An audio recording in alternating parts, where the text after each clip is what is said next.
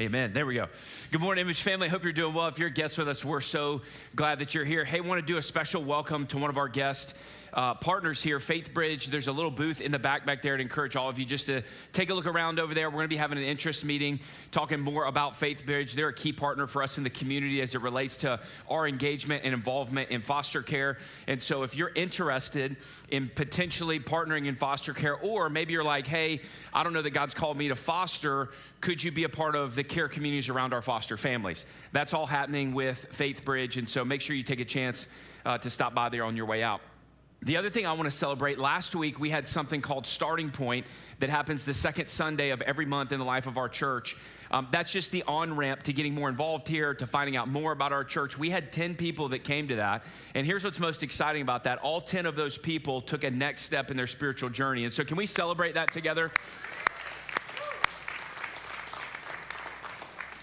That's one of the things that we want to be about here, is helping people take a next step. We believe that everybody has a next step. If you're interested in learning more about what that is for you or how you can get more involved, Starting Point is the place to be able to do that. You can find out more at imageatl.com/events, and you can see the months that we have that coming up in the life of our church, all right?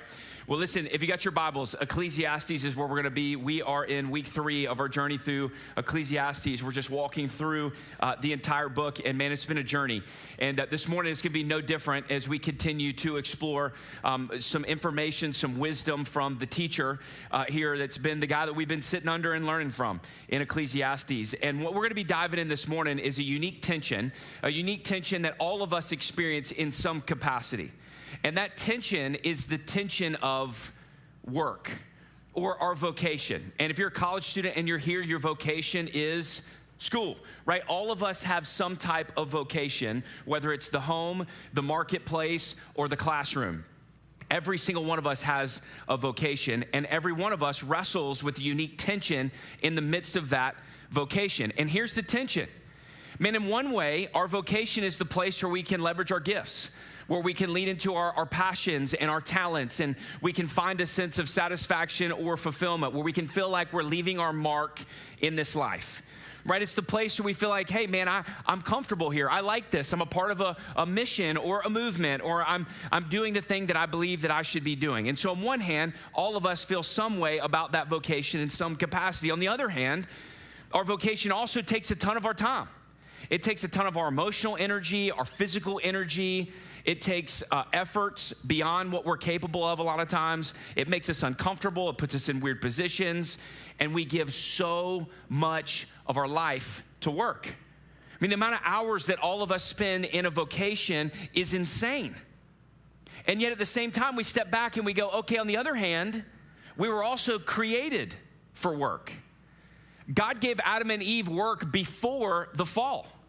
It's a call that God's given us. And so the question is, how do we wrestle in this tension when it comes to our vocation?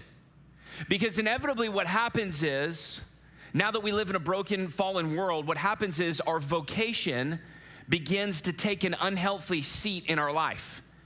In other words, what happens is our vocation begins to become who we are more so than what we do. And the question is, given all the time, all the effort, and the fact that we were created for work, how do we wrestle in the tension of not allowing our vocation to become the thing that we are, to become our identity, to become our means of satisfaction, to become the place where we look for fulfillment and sustainability? How do we wrestle in that tension? How do we make sure that at the end of the day, we don't get to the end of our lives and we say, my work was all that I know because it was all that I was, and now I've got nothing left? How do we not get there? Given the deep human struggles that we experience in this life in the midst of a broken world, we have to have a change in our perspective.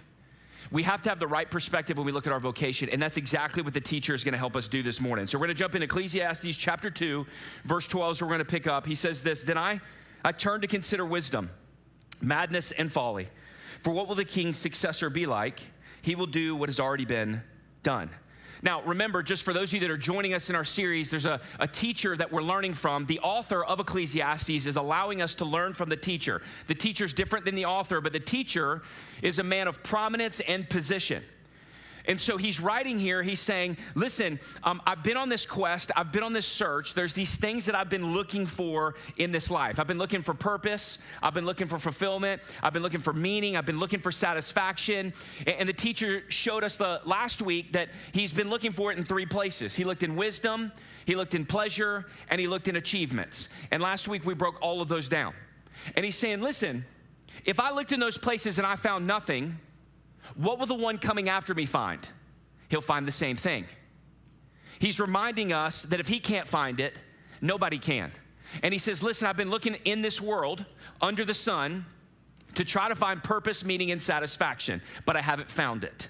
And if I can't find it, nobody will. The one coming after me will toil to the same end to find only the same thing that I found, which is that you cannot find satisfaction, meaning, purpose, and fulfillment in the things under the sun. So then he comes back in 13, and he's going to say this. He says, and I realize that there's an advantage to wisdom over folly, like the advantage of light over darkness. The wise purpose has eyes in his head, but the fool walks in darkness. Yet I knew that only one fate comes to them both. So I said to myself, what happens to the fool will also happen to me. Why then have I been overly wise? And I said to myself that this is also futile. For just like the fool, there is no lasting remembrance of the wise, since in the days to come, both will be forgotten. How is it that the wise person dies just like the fool? Therefore, I hated life because the work that was done under the sun was so distressing to me. For everything is futile in a pursuit of the wind. He says everything is futile in the pursuit of the wind. This is a repeated phrase that he has to remind us that anything that we look for in this life under the sun will lead to futility, meaninglessness, or substancelessness. In other words, it's like smoke, that it appears to be a substance, it appears to be a solid, and the minute we go to grasp for it, we find nothing. He's saying that's what life under the sun in this broken world is like.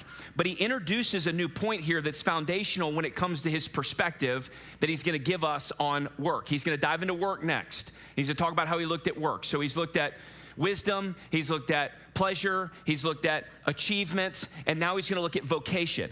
But before he gets into vocation, he sets something up here with a foundational point here that's going to help us understand that. He introduces in this section here the looming reality of death.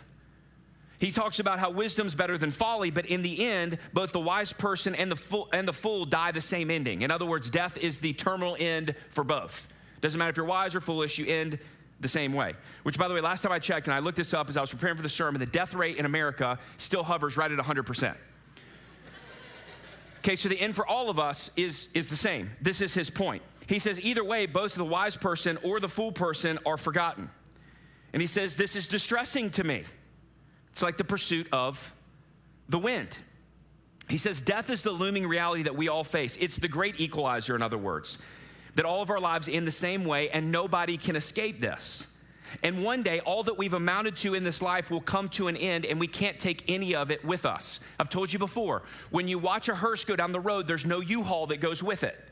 When you die, and everything you have is left, all right? That's just how it works. You can't take it with you. The same is true with your achievements in this life, your vocation in this life. You will leave it one day. You cannot take your vocation with you. And so it's in the looming shadow of the coming reality of death that he's going to write what he writes next about his vocation. Now, a little bit of context here.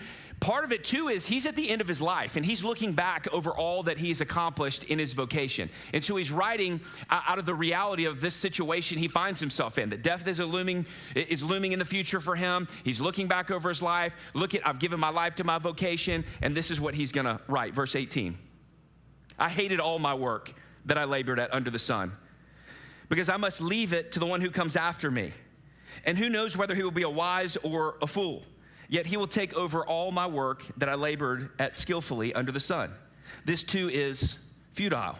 So I began to give myself over to despair concerning all of my work that I had labored at under the sun. When there is a person whose work was done with wisdom, when there is a person whose work was done with wisdom, knowledge, and skill, he must give a portion to a person who has not worked for it at all. This too is futile and a great wrong. Verse 22, For what does a person get with all of his work and all of his efforts that he labors at under the sun? For all his days are filled with grief, and his occupation is sorrowful. Even at night, his mind does not rest. This too is futile. So he's got a lot to say about work, and it ain't pleasant. Remember, he's looking back on his life, and he's saying, this is my experience with all of my wisdom and all the things that I've done and pursued. This is my experience. And here's what he has to say. He really has three foundational things to say about work. The first thing is he says, I hated my work. I hated my work because I grind my whole life only to hand it off to somebody who comes after me. He says, listen, you pour your soul into your job only to walk away from it and hand it to somebody else. I want you to think about this. The project that you're working on right now, the things that you're building right now, the things that you're selling or refining, one day you're gonna hand that off to somebody else. And the reality is you have no idea what they're gonna do with it. It'll either sink or swim, right? You have no idea if they're gonna be wise or foolish with what you've done. You don't really know. Could it crash and burn or could it excel? Think about it like this to make it practical. Who remembers Yahoo? Does anybody still have a Yahoo email account? Okay, good. So we got a few, all right? Gateway computers, you remember that? So my first home computer with the stand-up thing that's big, like I think they call it the hard drive, and then we had the screen and you had to connect it all together with cables. It was a Gateway and it was gray, and I remember being like, we got a Gateway computer. Like this thing is legit. Took up like half the corner of the room because it was enormous. What about Motorola? How many of y'all had a Motorola phone? Anybody? They used to dominate. They dominated the cell phone world. Like, that's not an understatement. They dominated the cell phone world. Here's one. MySpace. I got to know. How many of y'all had a MySpace account? Hand up. Yep. How many of y'all had music playing in the background of your MySpace account? Yeah, our college students are like, what are y'all talking about? Listen, MySpace was the #1 social media platform in the world at one time, okay? It looked janky and it was crazy, but man, it was, you had to have it. It was about it. You know what I'm saying? MySpace. What about this one? Blockbuster. Blockbuster. Yeah. I can remember how it smells. Like, I remember, listen, like street cred in high school was like, yo, you got a Blockbuster card? Like when you had your own Blockbuster card, you had to ride with your parents, but like you whip out your own Blockbuster card, you could rent everything there. I mean, you could buy popcorn there. It was all there. You know what they all have in common, every one of those things I just walked through? Every single one of them were booming companies in the late 90s, early 2000s, like booming, top of their field, top of their industry. I told you MySpace was #1 on a social media platform.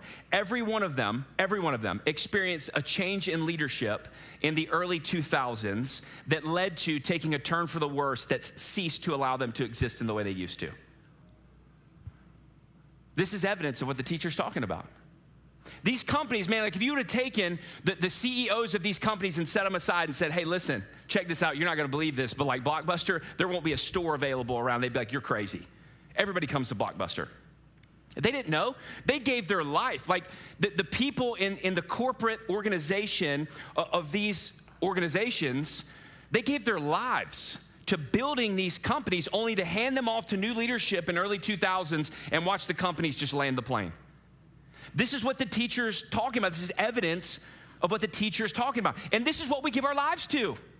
Like, that's his point. Like, you're gonna work your tail off to hand it to somebody, and they're probably gonna sink the ship. This is crazy. It's a pursuit of the wind. That's what he's saying. Then he says something else about work. He says, you work your whole life only to give what you've done to somebody else who then reaps the benefit of the work that you've sown in. Right? Think about this. Bill Gates, founder of Microsoft. We know the story, right? He founded it in his garage in Albuquerque, New Mexico. Hot, sweating, building software and whatever software building looks like in his garage. Only to turn into Microsoft. Well, guess what? Can I tell you what none of Microsoft employees are having to do right now? Go work in their garage. Unless they like work from home and they built like a garage office. Ain't none of them having to go sweat in Albuquerque, New Mexico in order to help build they're reaping the benefits of Bill. They're like, appreciate you, bro. We're walking into a primetime office. My office is on the corner. I got, whatever. They're reaping the benefits of all of his hard labor. It doesn't seem fair, but it's reality. You will sweat and you will bleed for your vocation only to hand it off for somebody else to benefit from it more than you did. This is the point of the teacher. He's like, all of our efforts, all of our time is going into this. so that somebody else can benefit from it. And then he says this. He says, work is filled with grief and sorrow. Even at night, the mind can't rest. Now, this is wild. He said earlier, there's nothing new under the sun. This is just more evidence that there ain't nothing new under the sun. We see what he's talking about here all the time. Y'all, do you know how much stress we live under with our vocation? You know how much grief and sorrow that we go through in our vocation? You know how many of us in this room, if not all of us, we're always working, can barely shut it off? Which, by the way, COVID made it worse, the whole work from home culture. You don't really have a commute back home. There's no like transition time. You go from like bed to office in the same outfit. You know what I'm saying? Like, and I know our Zoomies in here love that. That's awesome. You just make us work harder though, because you've created platforms to stay at home and continue the job 24/7. We always feel like we could do more. We overwork, always gotta be on a call. I mean, cell phones now, and now with the wireless Bluetooth technology, used to be like you could only be on the phone so long because your arm would get tired, you know? And then if you worked in an office, they had those big like banana things. Y'all know what I'm talking about. You stick it on the phone so you could do this number right here. And you could talk on the phone like this. That was the first hands-free model. I know our college students are like, go Google it, I'm telling you. First hands-free, it's like you can do it in the corner of your neck. Now we got cell phones, you can just walk around and, you know, I don't know about you guys, but you get in a situation that's awkward where you think somebody's talking to you, but they're on a phone call. You're like, you know, yeah, I'm over here. And they're like, I'm on a phone call, you know? Sorry, that's awkward, right? We feel like we've always got to be on a call. It never ends. Here's one, 2024, there was a report that estimated that Americans collectively had $312 billion worth of unused vacation time in 2023. Talk about work culture. Talk about the grind culture. And that's not counting some of y'all that had unlimited PTO that you don't even have to take. We live in a constant worry about whether or not we're gonna close a deal or make the sale or get the promotion or get the new job. We're gonna get that job offer that we want, are we not? Are we gonna earn the degree that we want? Are we gonna pass the class? We're constantly living under the stress of our jobs. Moms, you're living under the tension of, am I good enough? Am I making it with my kids? What do my kids think? Are they gonna turn out the way that I want them to turn out? Are the investment gonna be worth it? Right, or you get to work and you get demoted, or you get a promotion and everything's kind of ebb and flow, and what it leads to so often is this silo effect in our house, where we're siloed and we're just frustrated because we don't know what's gonna happen at our job, or maybe we work from home, we silo in our office at home, and it's kind of our safe place, and we go to escape at work because in it we think we could find the thing that we want, but we can't, only to find the cycle that lets us down over and over and over again. We have trouble sleeping because we can't shut our minds off. I mean, all of us experience this. There's nothing new under the sun. You lay in bed and your wheels are just spinning. You can't let go. You can't stop working in your mind. This is what he's talking about. Y'all listen, Pew Research conducted a survey in 2023 that found that only 47% of US workers say that their job is fulfilling all or most of the time. More than likely, our jobs lead to more sorrow, more grief, more frustration, more sleepless nights than anything else. And what does that show? It shows that we have the wrong perspective about our job and we're putting the wrong weight on our job. Y'all, work is futile. It's like smoke. It appears to offer you something of substance, but in the end, it leaves you filled with grief and sorrow and anxiety. There's no lasting benefit that can be found in your vocation.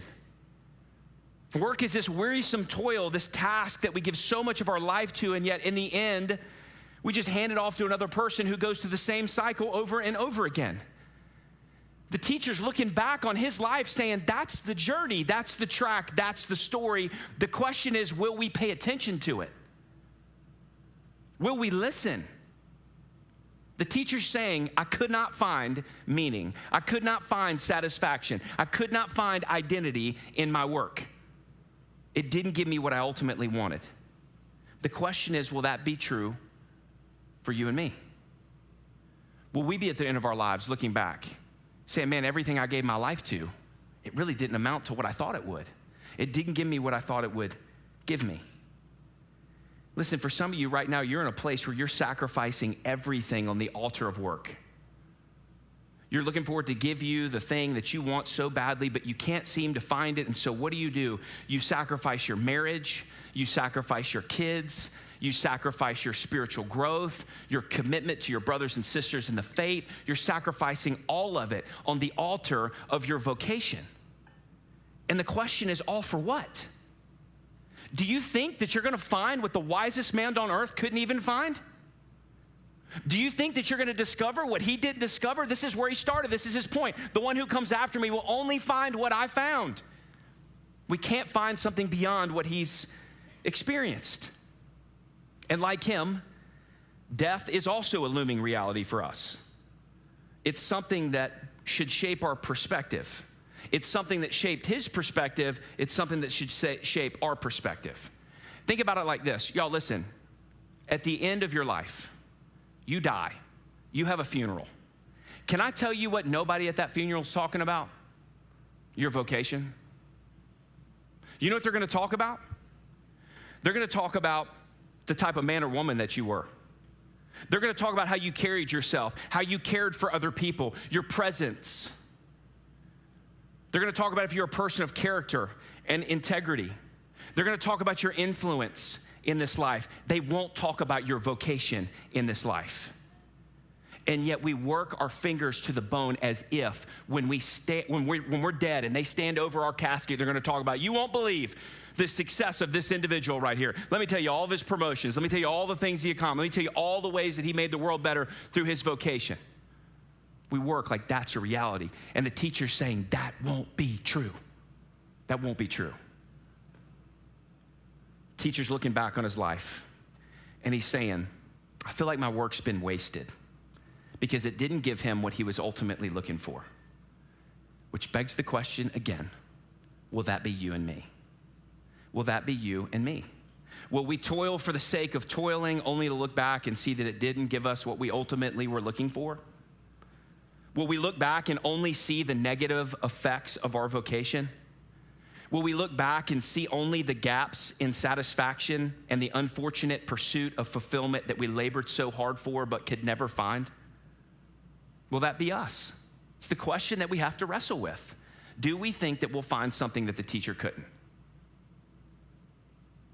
So here's the question. Man, then what do we do? Right, let's keep it 100. Like, what do we do then? If we hear the knock on vocation, if we hear the knock on work, like, man, you can't find what you're looking for, then how do we wrestle in this tension that we started with, that we were created for work, but we want to make sure that work doesn't define us? How do we wrestle in that tension practically? Like, how do we get to the end of our life and look back and be like, man, work wasn't who I am, it's what I did. How do we have that healthy perspective where we don't get to the end and say it was all meaningless? That we actually said it was meaningful. Is it possible to get to your life, the end of your life, and say that your work was actually meaningful? And the answer is yes. But you've got to look beyond life under the sun. You've got to look to the God over the sun to shape your perspective in this life. So let's talk about that. What does that perspective look like so that we don't get to the end and be like the teacher and say it was all for nothing? It was all for nothing. Because we were created for work, but there's an important perspective that we have to have. And here's where we got to start this. We're going to kind of work like fruit to root, okay? We're just going to keep it really simple. And the way that we do that is asking ourselves the question, is work an idol for you and me? Is work an idol for you and me? See, this is what's at the root of the tension that we face. The root is, are we taking a good thing that's from God and making it a God thing? Because when we take work, which is a good thing from God, and make it a God thing, that's idolatry. That's a surefire way to get to the end of your life and go, man, I worship a thing that gave me nothing. So is work an idol for you? Let me help frame that out for you. I want to give you just some points of when work becomes an idol. When work becomes an idol, this is what it looks like. You either experience some or all of these things. If you do, then work is an idol. When your sense of identity is in your vocation. When your sense of identity is in your vocation. This is when you feel that your value is shaped by what you do rather than Jesus and what's been done for you. Okay, this is when you feel like your value, who you are as an individual, as a person, is shaped more by what you do than Jesus. Does your vocation affect how you view yourself? Does your vocation affect how you do? In other words, when you fail at work, do you feel like a failure? Like person, like I am a failure. See, those are different. It's one thing to fail. It's another thing to feel like you're an actual failure. Those are different. And the problem is we don't have categories for that. And it's like when we fail at work, I'm a failure. Your identity's in your work. It's an idol for you. Hey, how about this? Here's another one. Can you take feedback and criticism at your job? Listen, we live in a generation particularly that is so soft and so sensitive that we can't take any kind of criticism or feedback at work. We can't take any kind of like pushbacks or corrections at work. Here's the reason why, I think, is because we more than ever idolize our jobs and our identity is in what we do more than ever before. Social media has helped with that. Communication channels have helped with that. And so what happens is because we feel like we are what we do, when we get criticism at work, it feels personal. So we push back from it and we're like, I can't, or we attack or we flounder. Because we can't separate the two. We can't take feedback and healthy criticism without taking it personally. That's a surefire indicator that your job is your idol, that it's an identity for you. If you can't take helpful criticism and feedback, and you don't have categories to separate those, that's not an attack at you, it's a critique of what you do, then your job, your vocation's probably an idol for you.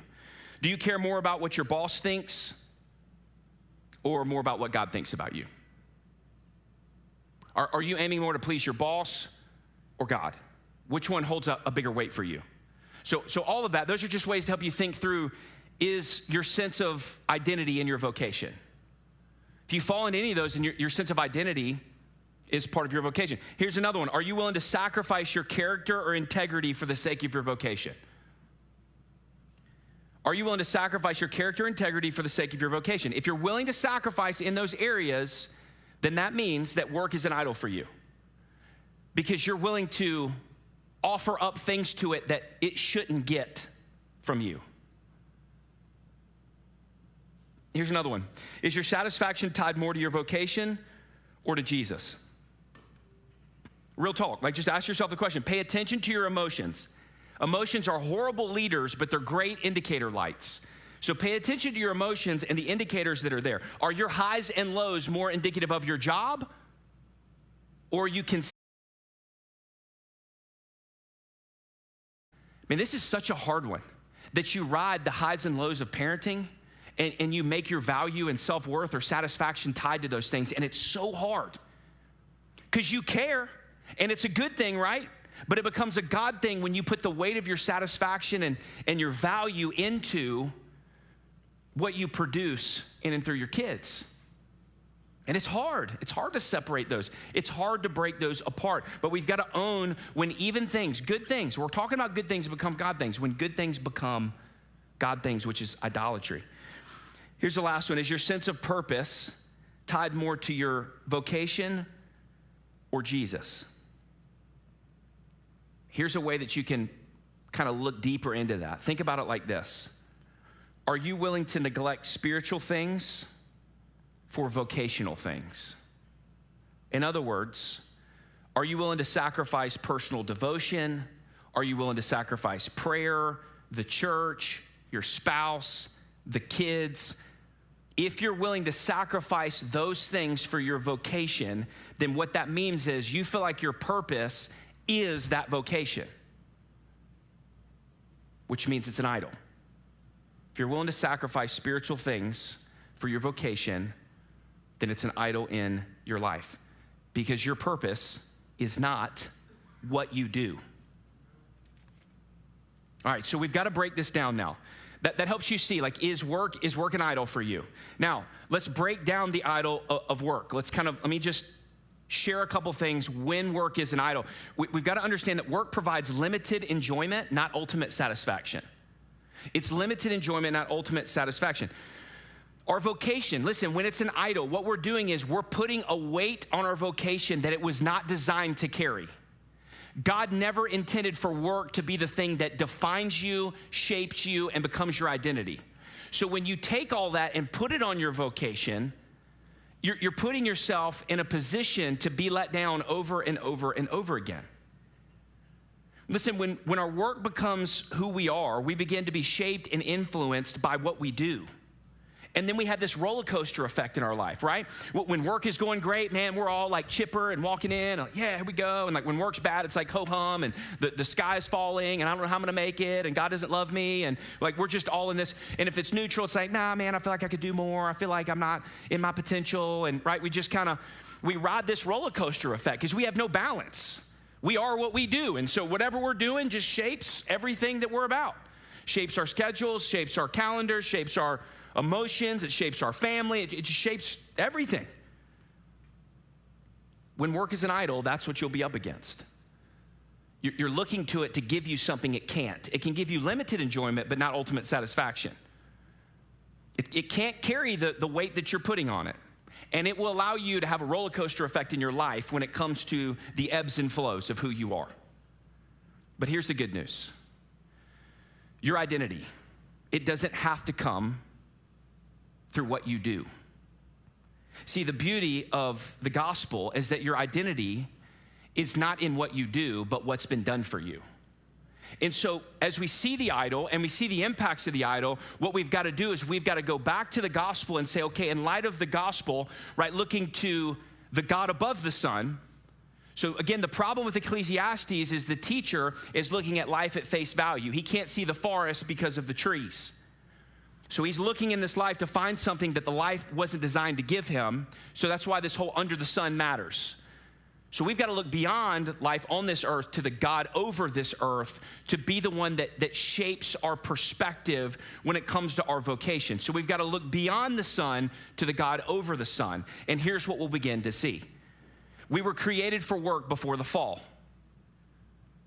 We were created to work before the fall. What happened is the fall is just when sin entered the world. When Adam and Eve chose their way over God's way and sin entered into God's perfect creation, everything began to unravel. Adam and Eve were created for work before then. So what did sin do? It skewed our view of work. It was no longer about being co-creators with God to bring about good in the world. It was now about our image and our identity. It was now about our success, our platform, our status, our stuff, our money, right? Like you name it, it became about us. God intended it to be about him, a good thing, where we co-create with God to bring about good in the world. Sin tainted that, and so now when we look at work, we're like, yes, sense of purpose, identity, status, worth, platform, all of that. What does God do? Well, in the midst of that, when we take the thing that he gave us to be about him and we use it for us, that makes us sinners and rebels against God's purpose and God's plan for how we're to operate in this world. What that does is that separates us from the God that made us. And rather than God leaving us in that state where we have this broken perspective on work and life and creation, God comes down into the brokenness to do for us what we could never do for ourselves. He brings about restoration, but watch this. He starts with restoration spiritually, and then he shows us how it plays out physically, and then he says, I'll fix it all circumstantially later. What he does is Jesus comes and lives in our place. Everywhere we've messed up, he's perfect. Everywhere we've had the wrong perspective. By the way, Jesus was a carpenter. He had a job. He had a vocation. He knows what it's like. Everywhere we've jacked up our view of vocation, Jesus was perfect in his view of vocation. He fulfilled it perfectly in our place. Then he would go to the cross, and he would die on the cross in our place, paying the debt that we owed, the penalty that we owed for taking God's things and making them about us, using them for our gain and our power and welding them to fit our needs personally. And Jesus would die on that cross, dying for all the sin that we've committed, past, present, and future, and then he would raise from the dead.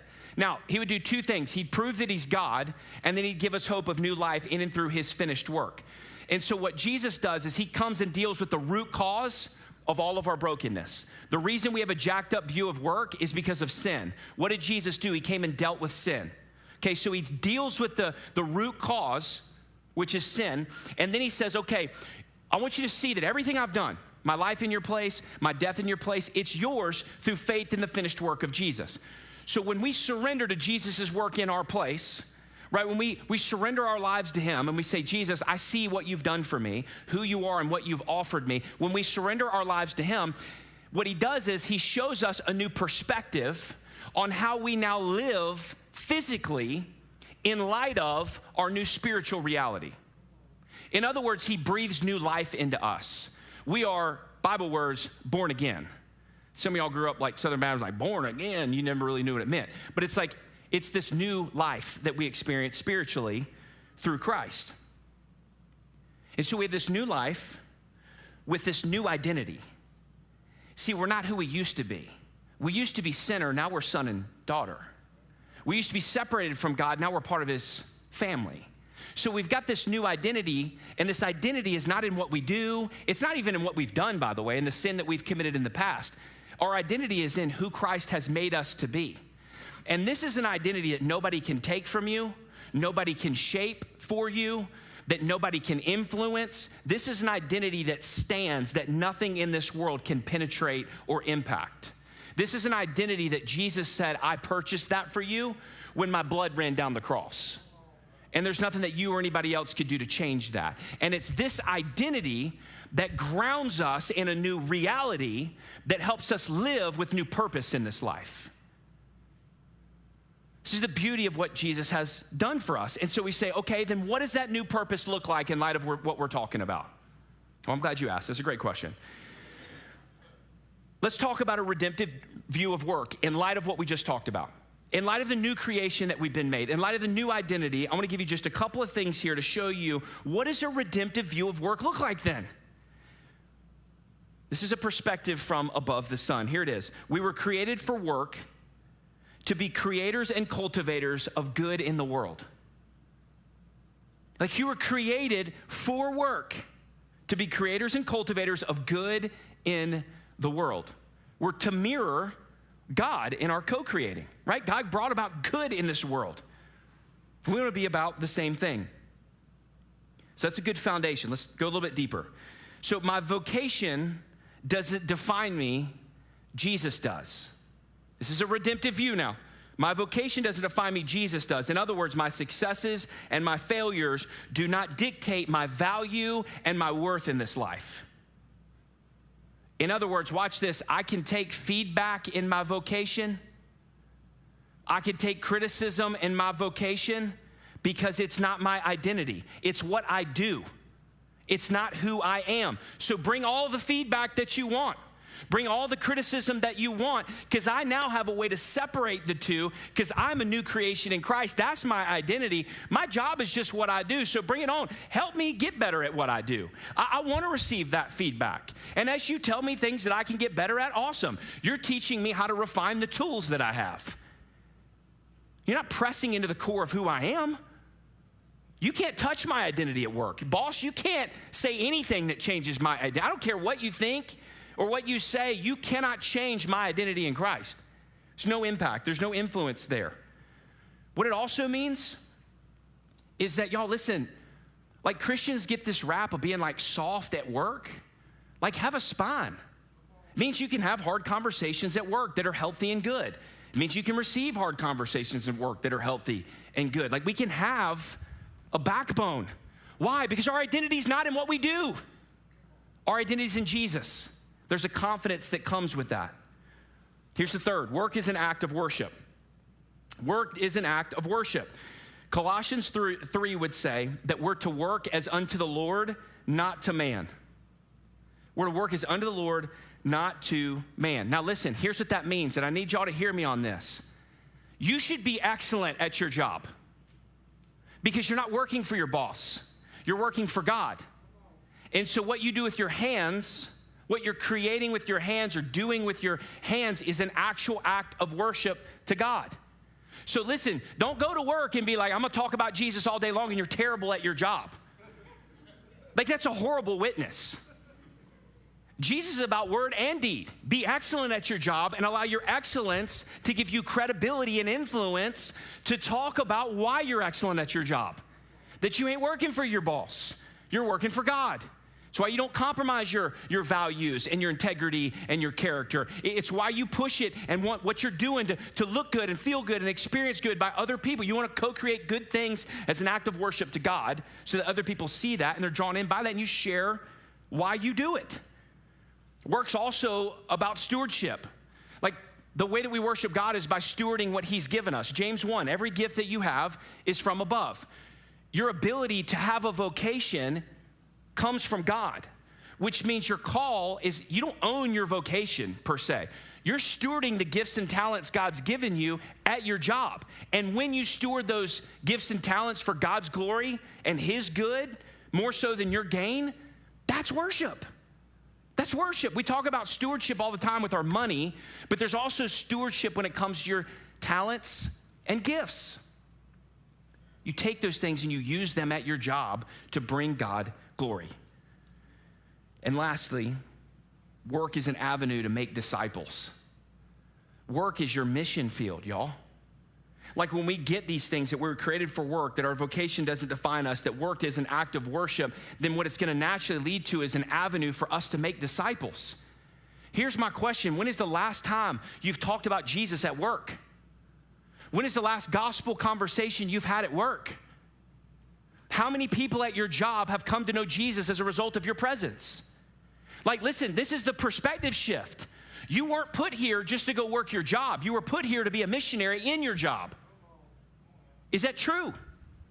How much more kingdom impact could we have if every one of us took up the gauntlet of realizing that part of our new purpose, because of who God's made us to be, is missionaries in our workplace? What would it look like? This is a snapshot of the redemptive view of work. Y'all, listen to me. Your vocation, it will be meaningless at the end of your life if you have the wrong perspective.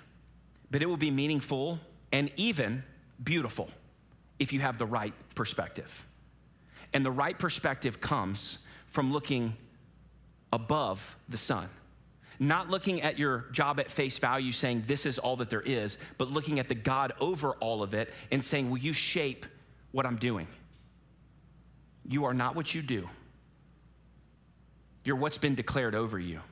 You're a son or daughter of the King of Kings and the Lord of Lords. Would that be the thing that shapes what you do? Listen, when we surrender to Jesus, when we view ourselves rightly, it gives us the ability to get off the roller coaster ride that many of us are on right now, where our job dictates everything for us. Our satisfaction, our joy, our sense of fulfillment and value and worth, and we're just whiplash at every turn like a roller coaster effect. When we have the right perspective, we get off of that roller coaster and we find stability. We find stability not in what we do, that's always gonna shift, but we find stability in who Christ has made us to be, and his love for us that's constant. His love for us when we have a bad day at work, or maybe when we failed at our job. Guess what God's not doing? I can't believe you did that at work. You missed your number this month. How dare you? No, he's saying, I love you. I don't see you based off of what you've done. I see you because you're my son or because you're my daughter, and my arms are open wide in the successes of your job and the failures of your job. That's where we find consistency. That's how we get off the roller coaster. That's how we manage the tension. The best example I can give you is being a car guy. I love Rain-X. Have you heard of Rain-X? You know, you put on the windshield and you treat it, and then when it rains, I mean, you about don't even have to turn the windshield wipers on. It just rains and just beads off. You know what I mean? I feel like this is such a good picture that when we have the right perspective, the things that happen in our vocation, right? The ups, the downs, the highs, the lows, the hardships, the circumstantial challenges, when they come, and they will, that they bead off of us like the rain does on a treated windshield, because we are grounded and we're stable in who God's made us to be. See, that Rain-X is a barrier to the windshield. For us, the barrier is realizing our identity in Christ. When you know who you are and whose you are, that is a barrier that nothing can penetrate or impact, that allows you to have stability in this life, so that when things come, it beads off the windshield. It protects you from the whiplash of corporate America, the whiplash of the highs and lows of your job. You get off the roller coaster. 1 Corinthians 15:58, Paul says this to the church. Therefore, my dear brothers and sisters, be steadfast, immovable, always excelling in the Lord's work, because you know that your labor is not in vain. Our ability to remain steadfast and our ability for the work that we do to not be in vain is found in the purpose that God's given for us in vocation. Here's the question I want to close with. When you look back over the course of your life, when you get to the end and you look back, will you look back and say, all of this for nothing? Meaningless. I thought it was going to offer me so much, but it offered me nothing. Or will you look back at the end of your life and say, purposeful. It had a purpose and a place. My vocation was a tool. It was a tool for worship. It was a tool to bring about good in this life. And it was a tool for me to be a faithful ambassador of the God over this life. Where will you be at the end of your life? Will your vocation be pointless and meaningless, or fruitful and purposeful because it was a tool for you to do what God designed for it to do? Do not take your vocation and make it something that God did not design it for. Would you bow your heads as we reflect on this? I want to give you space just to confess. For many of us, and y'all listen, this has poked me all week working on it. Like I've realized, and I'm in a Christian vocation, and I idolize my job. Like when I'm walking through what it looks like to idolize your job, I'm like, oh, guilty.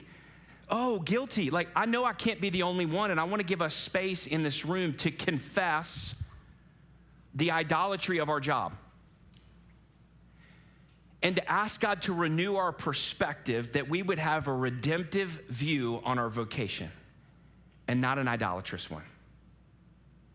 So I want to give you a couple of minutes just to confess that. For others of you, maybe you're here and you've been searching, you've been on this quest, and you're looking to find satisfaction and fulfillment in your job. And this morning you're hearing that there's something better than your job. For some of you, maybe you need to trust in Jesus for the very first time, and that's how you need to respond this morning. Either way, I want to give you space to be able to do that. So you take the next couple of minutes, and as we reflect in these next couple of minutes, part of this is preparation for what we're about to do next, which is taking the Lord's table together, which is a candid reminder of our identity. And so what I want you to do is just confess any sin in your life pertaining to your job or anything else, to prepare your hearts to take this as we remind ourselves of the identity that Christ has given us. Now, I'll come back in just a minute and I'll dismiss us to take the elements, but I want you to reflect here. Take the next 30 seconds, a minute, reflect and confess, and let's prepare.